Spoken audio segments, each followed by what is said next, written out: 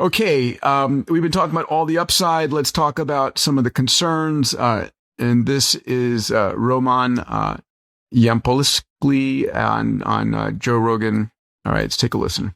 Talking about superintelligence, a system which is thousands of times smarter than me. It would come up with something completely novel, more optimal, better way, more efficient way of doing it.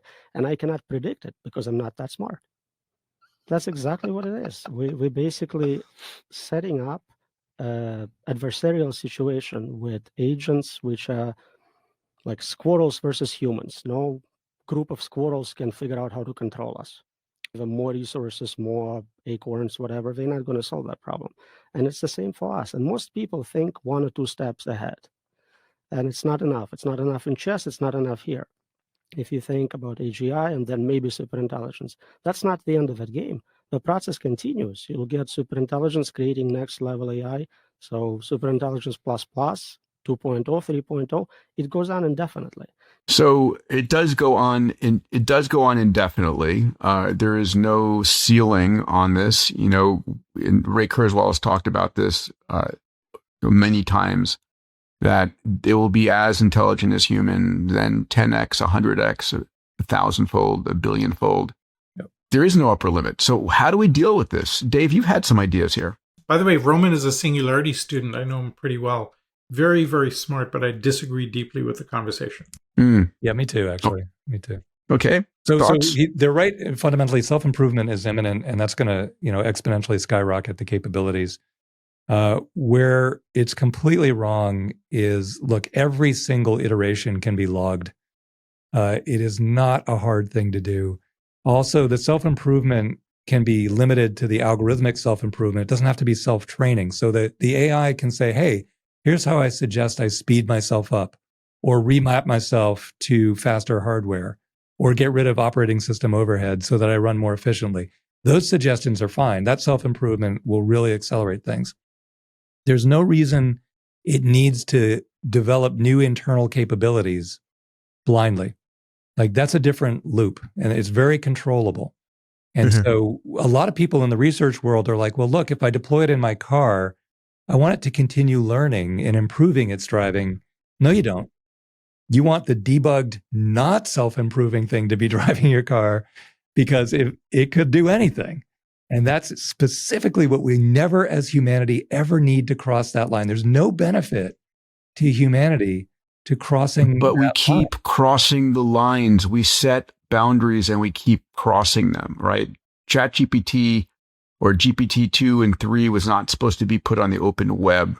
Yeah, you're right. I mean, right now, look, the regulators have no idea what I just said, and no way to enact or interpret it. And, the people, there is a view of the world where, you remember how we talked a week ago about 5 of the top AI guys just became lieutenant colonels in the Army. So a model like that on this topic would actually work. So there's a path forward, but where we're sitting right now, you're right. There's absolutely nobody even vaguely contemplating controls. Just the process of logging exactly what it's doing, so easy to do.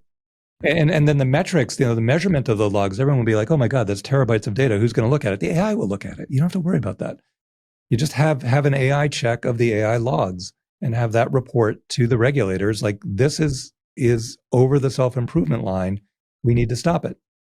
And this is just improving its own algorithm, making it faster. This is fine. So I have, I think there's an important point that Dave made, which is that if you have a bounded system like self-driving, right? You want the AI to be bounded. You don't want the AI to see a tree and say, instead of drive around that tree, let me try and drive up the tree and see what happens. Why not? We're experimental after all. So you want some bounded conditions, which I think is easy to program in. I think as Dave talks about the logging of the steps, that's also very easy to do. I think where I would get to would be, show me the boundary condition. And I think there is a safeguard. And the safeguard is that these systems are not cognitive and they're not self-aware. If they develop self-awareness and a deep sense of self with their own sense of agency and internal model of themselves, we're cooked. That's when, not cooked, I think that's when you kind of go, okay, now we need to deal with that. And let's think about that. The problem is we don't have a test for it and we don't have a definition for what that looks like, right? I often joke that I feel like you look like you're self-aware, so I attribute self-awareness to you. I joke that I feel like I'm self-aware, but my wife disagrees, right? And so it's hard to even have the conversation around some of these topics. We get stuck in the language problem. Yeah. We have no idea what we're talking about when you talk about this. And then you get into the philosophical stuff about the hard problem of subjective consciousness, as David Chalmers has defined. We have no sense of what we're talking about here. So to freak out, I think, is overstated by a thing. We naturally go down and anthropomorphize the outcomes. And as Roman says, that there'll be an adversarial relationship. And I just don't see why that would be the case. Yep. I say we're cooked because if they are conscious, there's going to be a sense of self-preservation. I love that. People, I'm like, there's no way. People are like, yeah, we're cooked. That's awesome.